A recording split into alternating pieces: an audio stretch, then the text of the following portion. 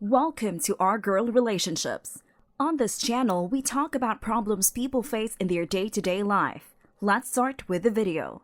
Between the ages of 12 and 17, my mother was moving me from one psychologist therapist to another, claiming they weren't a good fit for me. I found out years after that she was offering them cash under the table to tell her what I was saying and probe me on particular issues she had covered up to determine how much I knew or suspected. When they refused, she switched them out. I found out a few years ago that the last guy she took me to, ages 15 and a half onward, a psychiatrist she left me with for over a year, not only did he take the extra money to tell her what I was sharing, which I kinda already knew, but the medication he put me on was at her request. There was no medical reason for me to be on any medication. And on top of that, the medication mix I was prescribed was a no-no to combine due to serious counteracting. The medication had a demonstratively harmful effect on my general health, with side effects I still suffer to this day. I lawyered up, gathered overwhelming and indisputable proof, and started the legal process to sue the living hell out of him. Realistically, conservatively, we are looking at a mid-high seven-figure amount. A few weeks ago, he had a heart attack and died. I ran to, or was ambushed by, his widow recently. She was remarkably collected, numb, and informed me that she did not have the mental bandwidth to handle this lawsuit as she is grieving and taking care of the kids. 2 kids between 8 to 12 years old, I believe, as he was the sole breadwinner. She also let me know that they did not have the ability to pay out the amount the lawsuit would probably settle for, and she would have to drain college funds and sell their family house, cabin house, and a place that houses her parents, leaving them, herself, and the kids homeless. That's 5 people. She begged me to accept a much lower settlement offer and not rob her kids of not only their father, but also their childhood home, all of their memories, and their future. Here's where I could be the asshole. I told her no, nothing else, looked in her eyes, and just said no. From what my lawyer advised me, you do not engage in conversations with people you're legally opposing. I started walking away and she teared up, saying his heart attack was from the stress of the lawsuit, asking if I really want to punish little children for what their father did. I told her, do not contact me again, and got out of the store. Knowing their situation, I am now having a moral dilemma. Even at 7 figures, I will not miss this amount, but I could do good with it. I have also lost my father young, so I know how devastating it could be to lose my home as well. But as much sympathy as I have for his family, it is in my torment that he had built their lives. And not just mine, as we have discovered.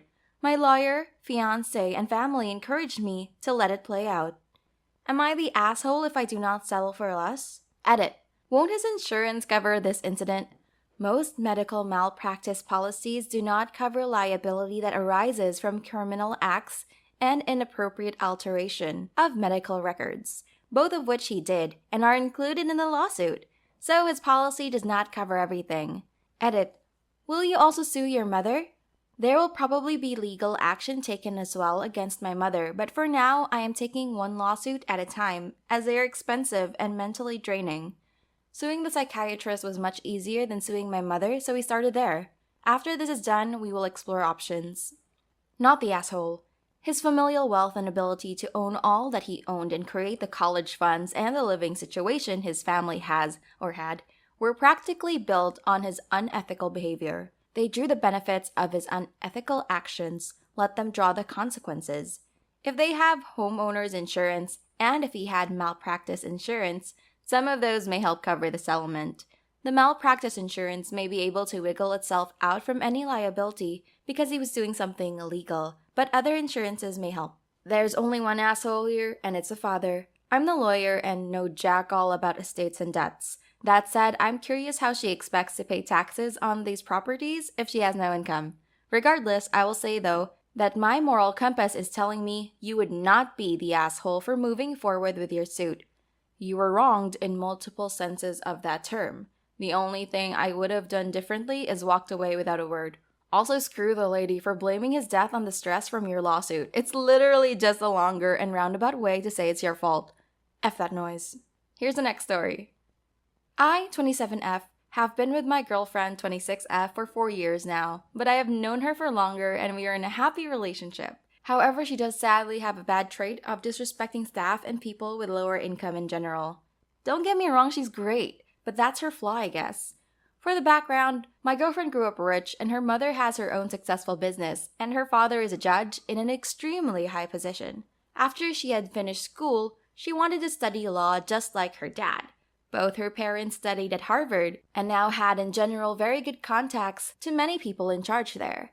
When my girlfriend decided that she wanted to go to Harvard too, she made her parents pull some strings, which definitely contributed to her getting accepted after all. I want to note that I have absolutely no problem with this. If she gets a chance to go to the university of her dreams, why wouldn't she take it? Now, a little over 2 years ago, when it came to actually finding a job, writing applications, and going to job interviews, she was very nervous about it, and her dad pulled some strings again on court to make the process easier and less stressful for her, which worked out excellently due to his good reputation and high position. Now we have both finished university, got our careers going, and moved in together. But lately, when we were in the car, she started ranting again about how much it annoys her when people complain about low pay they get, since it's their fault that they are too lazy to get a better job. Then I said, I don't think you should judge other people's situations as you don't know their backstories, and you gotta keep in mind that not everyone was as privileged as you. She gave me furious eyes and asked me what I meant. I explained that her parents definitely contributed to her success, and that not everyone was as lucky as her. She began freaking out, claiming that I said that she was stupid and wouldn't be anywhere in life without her parents' help, even though what I said was nothing like that. I told her that I would never think of her as stupid, and that it takes a lot of work to get through university and to get a good job, just that the jump was easier for her than to some others. But now she hasn't spoken to me for days, and her friends told me that I was an ass for destroying her self-conception. And I feel bad because I really didn't want to hurt her, so am I the asshole? Not the asshole. She sounds like a snob, and that she needs even more doses of reality about other people's lives. On a side note, interesting that you're not bothered by the fact that she had her parents pull strings to get into Harvard. I am. By your description, she already has a ton of advantages in life. I don't begrudge her for any of those. But she's apparently not even content with that. She had to elbow her way into a highly competitive school, not based on merit, but based on connections, which means she probably pushed out someone else who doesn't have her connections. Frankly, I think that is worse than anything else she said to you. Not the asshole. Laughing my ass out. I grew up similar to your girlfriend. Maybe not as privileged, but certainly with enough of an advantage that made a difference, helping me to get where I am today. And I am thankful. I was so lucky to get that. And I recognize that not everyone gets that kind of head start. And so I do my part to help those who are not as fortunate as I've been. Middle-class parents, top-tier schools, no student loans, hand-me-down cars, a safety net there my whole life. Holy shiz. It doesn't make me dumb. It doesn't mean I didn't work hard to get where I am, but come on. I literally had a leg up. And sounds like your girlfriend had even more of a leg up. It's really sad that she can't recognize this. Not the asshole. People who look down on and talk shiz about other people less fortunate than they are not good people. She's just been good to you so far because you haven't given her a reason to look down on you yet. She has zero experience in the real world without daddy's help. But that's no excuse for her disgusting lack of empathy. If she's ugly to the people serving her, that's who she really is inside. Next story. I'm 25, my boyfriend is 35, and we have been together for almost exactly 3 years. It's a funny coincidence. Both of our birthdays and our anniversary, the day we met, all happen in the same week. This year, we decided he would organize a surprise for my birthday. I would organize a surprise for his birthday. And then for our anniversary, we would go out together for a nice dinner to celebrate. We discussed the budget in advance, and we agreed that we would split the cost of the dinner. It was a set tasting menu, so we knew the exact price ahead of time. My birthday did not go well. My boyfriend lied to me about taking the day off of work and kept disappearing to the bathroom to answer emails and make calls when we were at a museum together. I didn't ask or expect him to take the day off.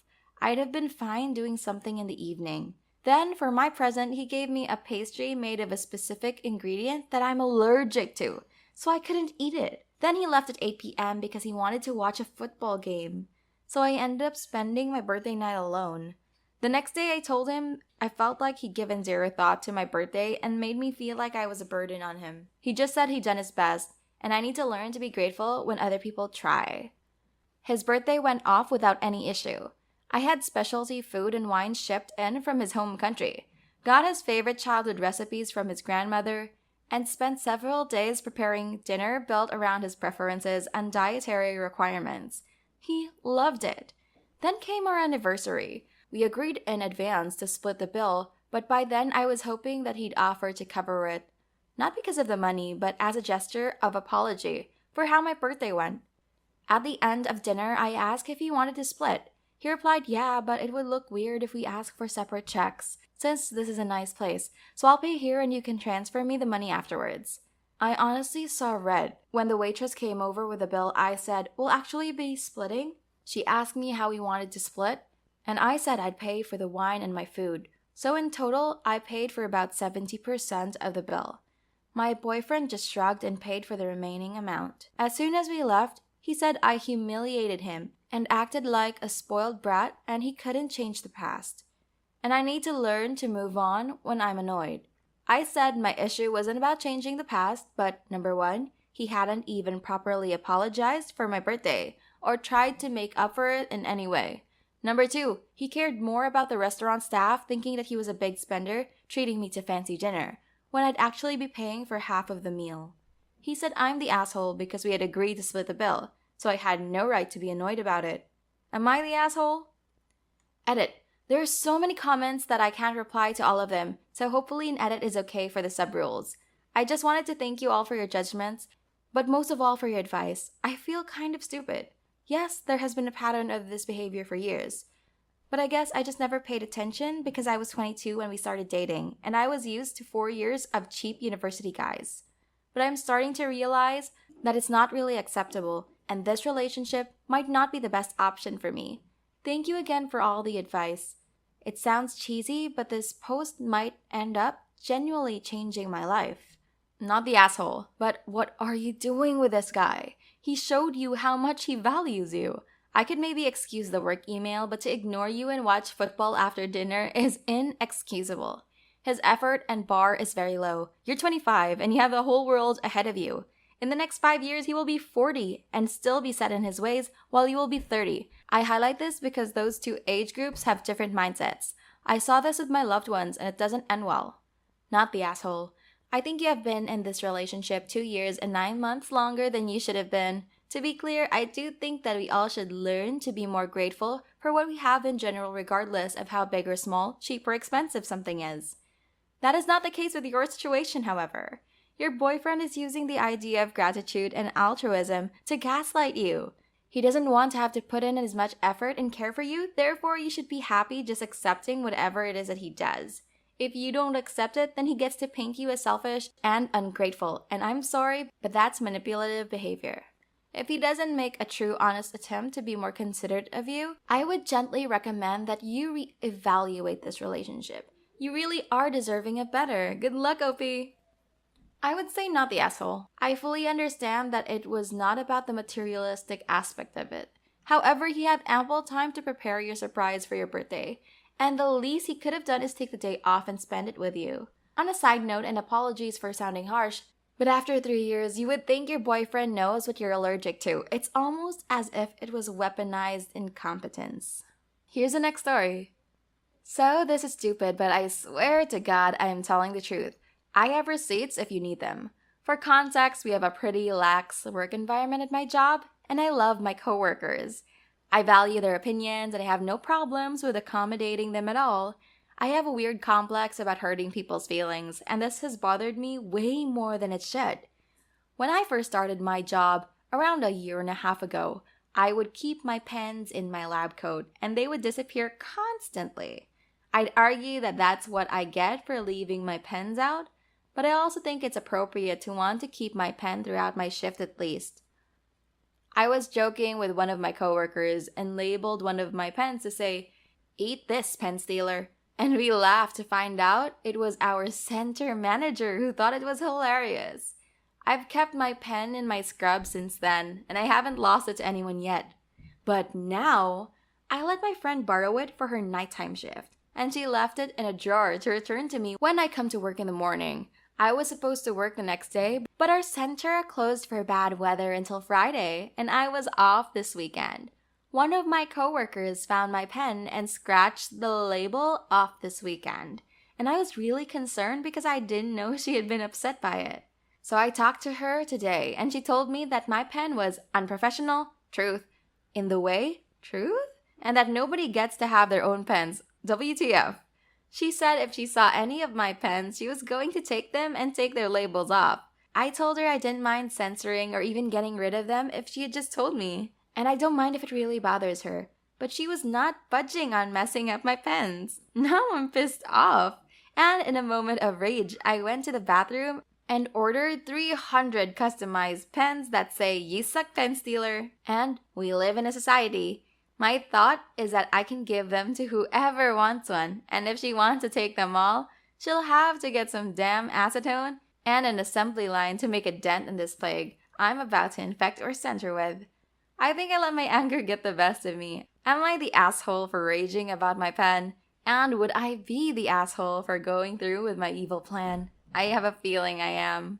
Not the asshole. Nobody gets their own pens isn't a thing. You paid for it and clearly labeled it. This is theft. You should ideally not use foul language in a business setting, but this doesn't seem to be the cause of any upset so far. I support your plan to order customized pens. Thieves should be shamed.